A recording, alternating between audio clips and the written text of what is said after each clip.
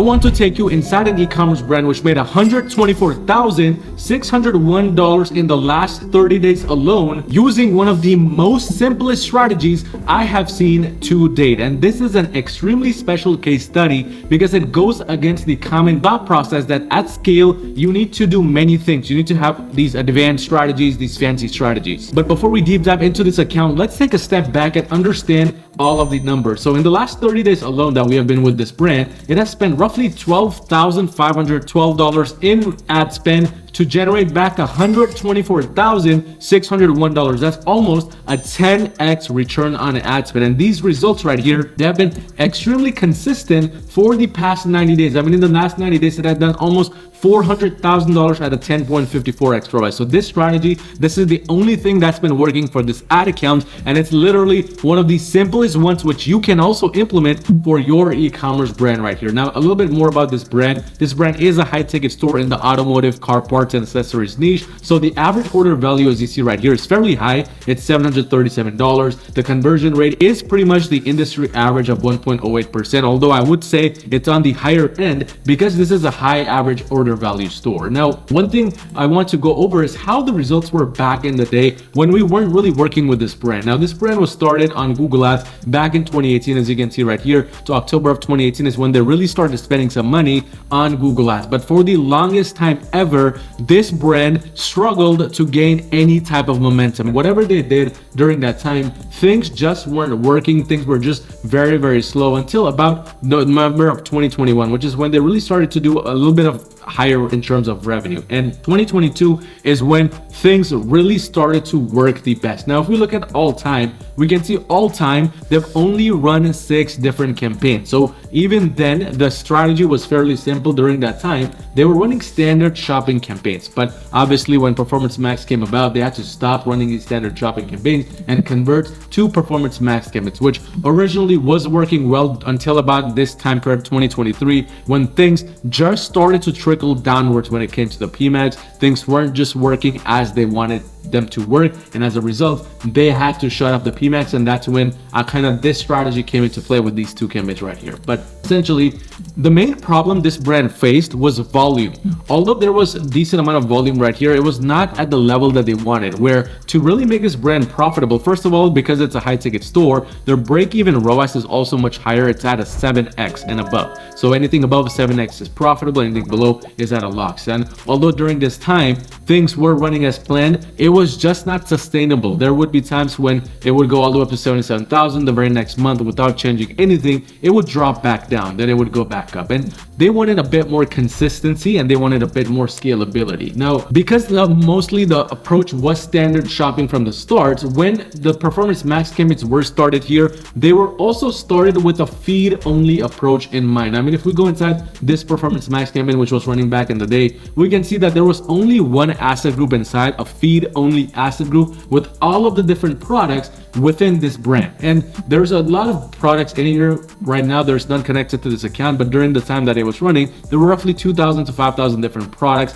and SKUs. And this Performance Max campaign really stopped working at the end of March, which is why essentially this brand new strategy was started. And that's what kind of transitioned us into this new approach right here. Now, when developing a brand new strategy for this brand, when things kind of just started to trickle down during this portion of late October, what we needed to understand was what worked back in the day. So many e-commerce brands out there, what they do is instead of just sticking to what's already been working, they try to reinvent the wheel by going out and launching a bunch of random campaigns, launching a bunch of these new things to test around with, which frankly speaking have never really provided results before, nor have they ever worked. And the same was the situation. But before they could do that, we kind of took a step back and just started off with what was working, which was that initial Performance Max campaign. We basically relaunched that pmax in the first quarter of 2024, and then from there basically the same strategy of feed only was implemented. I truly believe that a feed only approach can work for 90% of the e-commerce brands out there, and that's because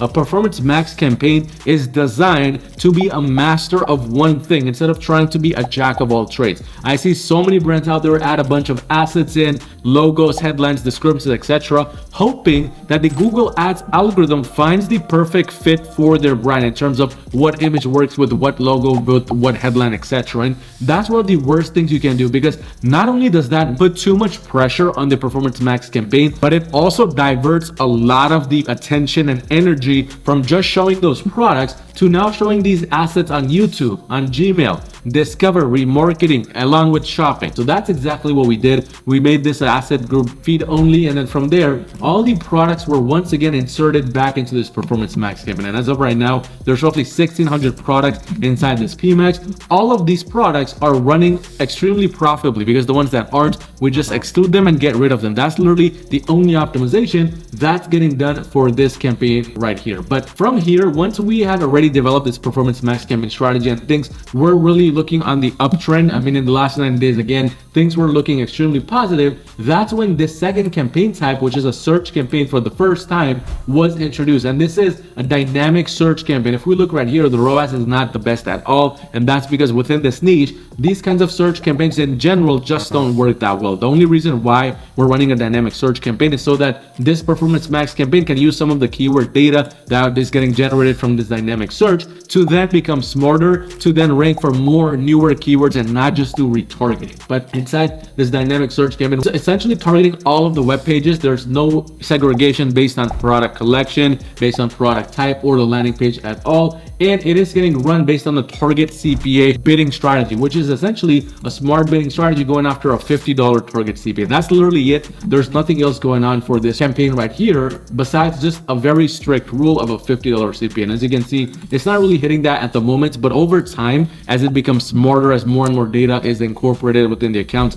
via these campaigns, it will eventually become smarter. Because at this point, because the results are above what we want, it's already time to scale this brand further to the next level. And again, this is something we do for a lot of the brands we handle under my Google Ads agency, Your Marketing as well, by the way, which if you run a brand doing $1 million a year, you need extra help scaling it to the very next level with Google Ads. Go onto my website at yourmarketing.com and schedule a free call with me, and let's see if we can potentially work together and make that happen. But if you're one of my OG followers, you know that I like to go with 2 scaling strategies. First one, horizontal scaling. Second one, vertical scaling. In this situation, horizontal scaling would simply mean adding more campaign types, making the process more complicated, adding these advanced techniques, which is not something this brand has ever really responded that well to. So in this situation, we're probably going to be sticking to the second scaling strategy, which is vertical scaling. Now, with a brand like this, where a lot of the pressure is on 1 or 2 major campaigns, you cannot be too aggressive when scaling vertically, because if you, let's say, increase the budget by 25% and things just stop working for whatever reason,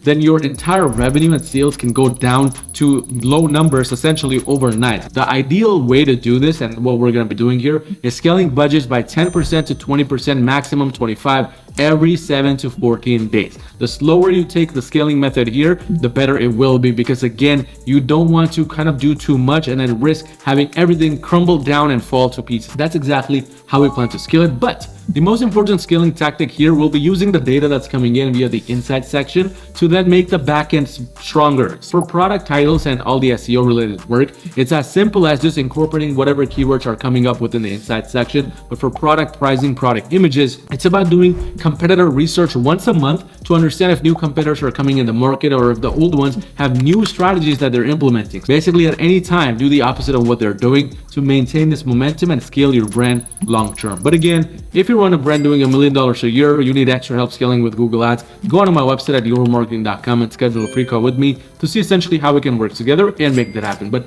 check out this video right here on our newest Performance Max campaign strategies, which we're using for brands like these to scale them to the next level.